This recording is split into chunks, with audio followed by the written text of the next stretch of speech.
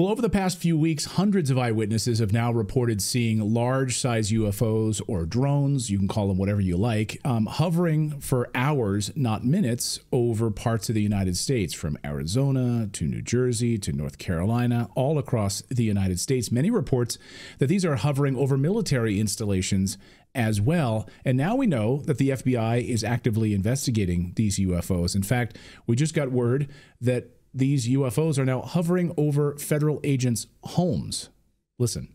Well, Will, one of the ships was in fact inspected by the Coast Guard and they couldn't find anything. The thing is that there were several other suspicious ships in the region that they never got to. And Will, it gets worse. Just a couple of months earlier, there were several mystery drone flights over our nuclear testing range in Nevada, just north of Las Vegas. And again, nothing was done. And it gets even worse.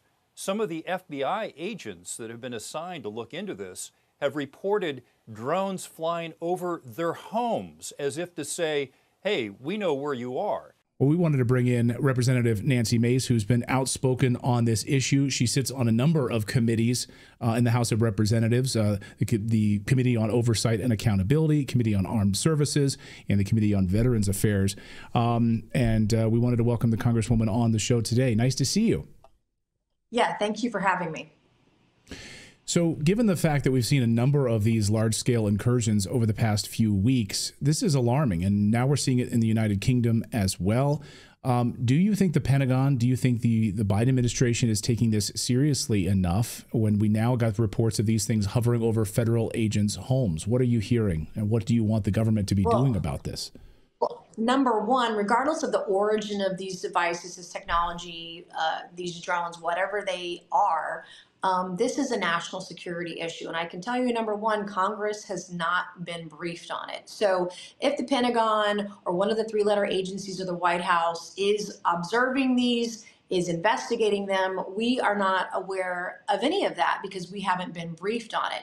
And when you look at the sites where some of these things are hovering, you really have to question their motive, why they're there, and how big of a national security threat is it, and then who is it?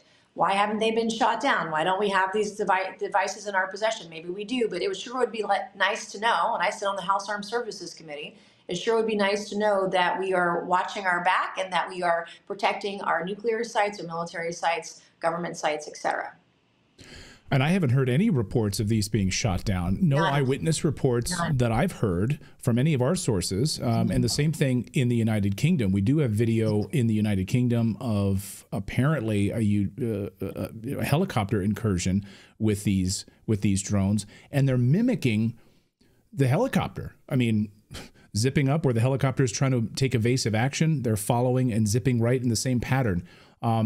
If they are from Russia, if they are from China, then where's the mothership? How are large-scale drones just hovering over the United States? They have to return to something. It's shocking to me that you guys haven't been briefed on this. It's alarming. And who would ever allow this? Like, if it's one of our adversaries, you know, to hell with it. We absolutely should shoot it down. We should know what kind of technology they're using. We should know what kind of data they're collecting on us and our allies.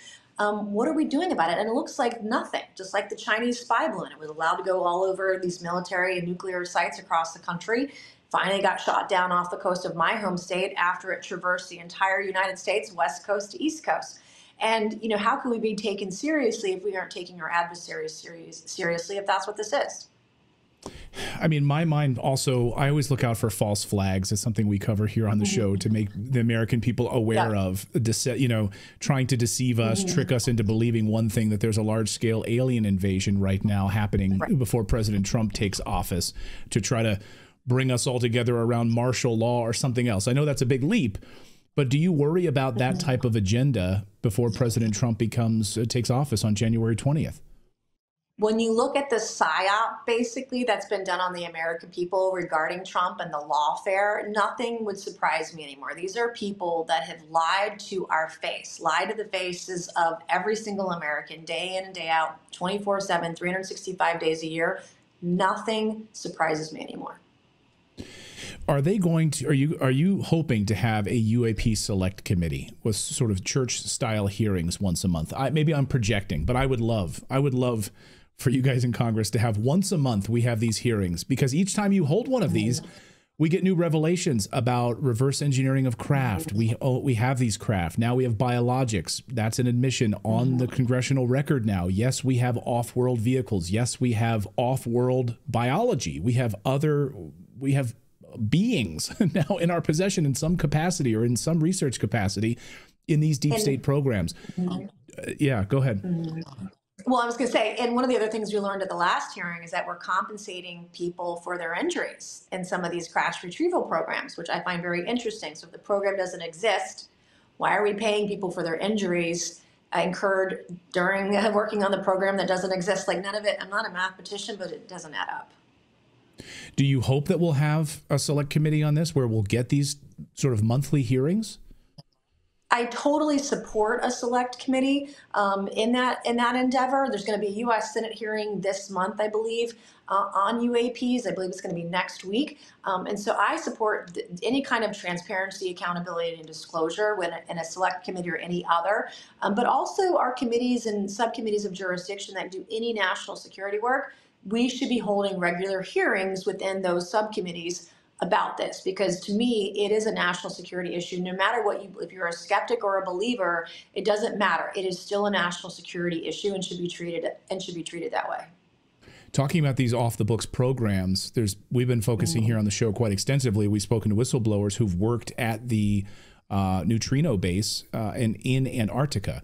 Of course, it was controlled by these military contractors down there. I think it's been transferred now to Raytheon.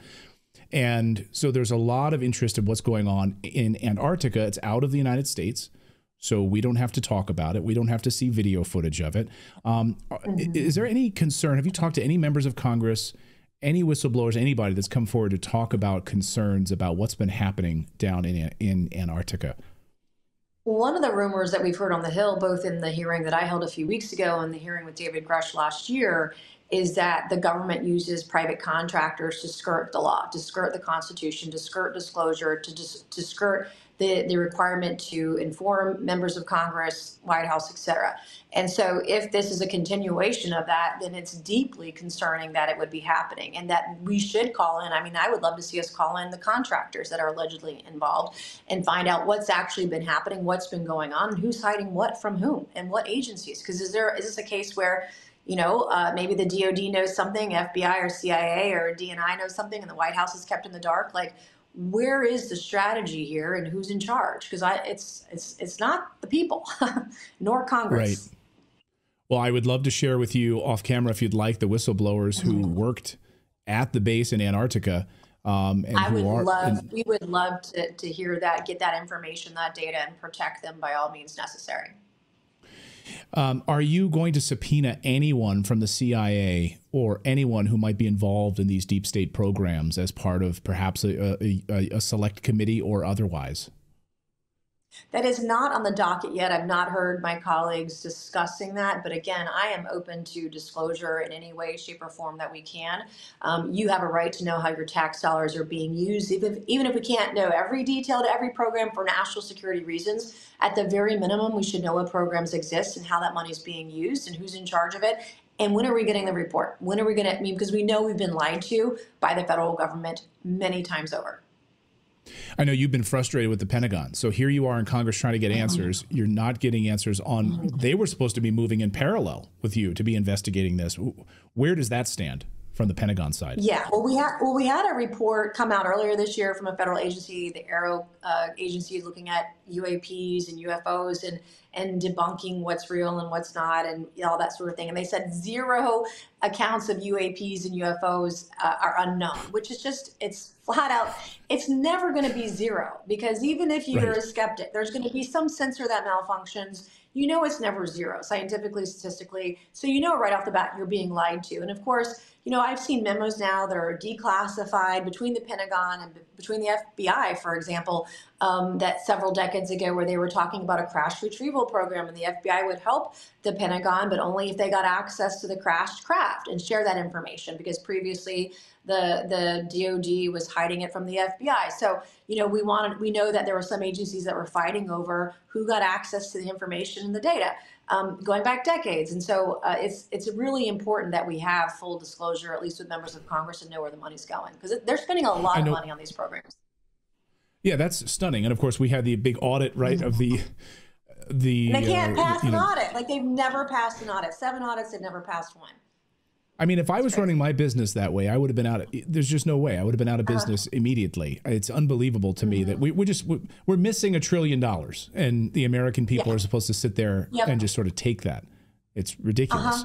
It's disgusting. And because they're in charge and they're better than the government, they're better than the people, they get away with it year over year, and nothing ever changes. That's why we need full disruption on the Hill with Donald Trump's nominees. We need people to just turn the place upside down, get rid of the bureaucrats, get rid of the bureaucracy, get rid of the establishment, and start over. I'll get you out of here in a second, Congresswoman, but on what I hear from my audience all the time, and I know just talking to my friends and whistleblowers that I speak to, the biggest frustration is, whether it's Lou Elizondo, others, they would love for this information to be able, like photos, videos, to be presented. I would love for Congresswoman Nancy Mace to hold up a giant poster board during one of these hearings and show. I want an alien body on a gurney. I want the non-human biologics on a gurney and roll it into an oversight hearing. That's what, that's what people want to see. We don't have that information. We don't have that evidence. But if it exists, I'm sure as hell going to try to find it. Yeah, maybe start in Ohio, and the stonewalling members of Congress who want to keep what's hidden at Wright-Patterson Air Force Base hidden from all of us, right? Start there. I'd love for them to have to bring that forward, but they won't, because they're corrupt and they will try to stonewall and keep it from us. I'll get you out of here on this, Congresswoman, which is, how are you feeling about the Trump administration? We talk about transparency.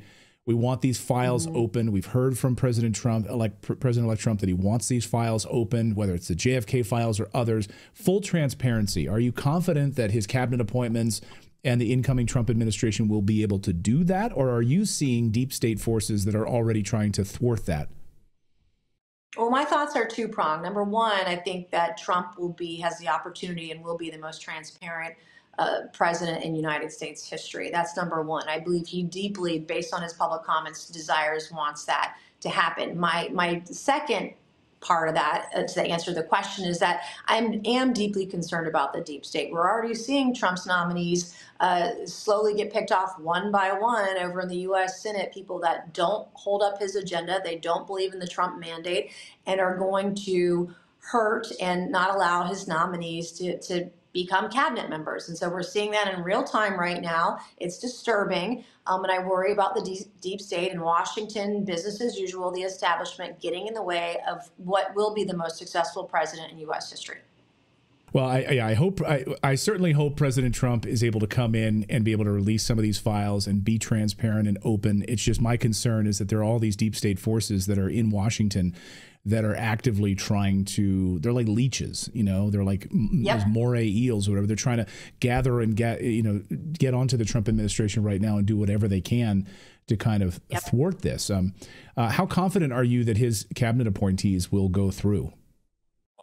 Well, I'm very nervous about it. He has great appointees.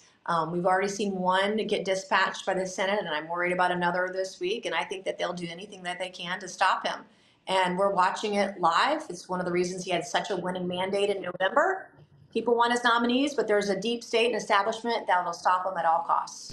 Congresswoman Nancy Mace, great to see you. Thank you so much. Thank you for keeping up the good fight on this. And we will share our whistleblower contacts with you, and hopefully they'll be able to put that on the congressional record about what's happening. Thank you so much. Thank you.